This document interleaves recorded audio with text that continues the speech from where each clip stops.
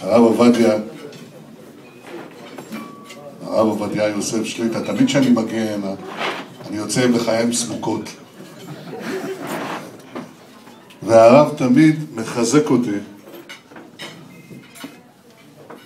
באמונה, בחיבה, אפשר להגיד באהבה. לפעמים אני בא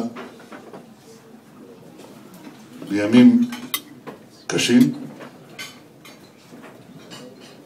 ואין פעם שאני לא יוצא מחוזק. אין פעם. כי הרב הוא לא רק מגדולי המלומדים שלנו,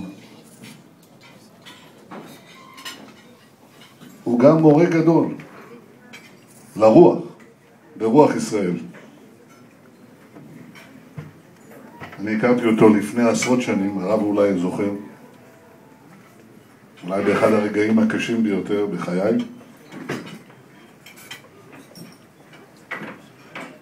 ואני התרשמתי אז עמוקות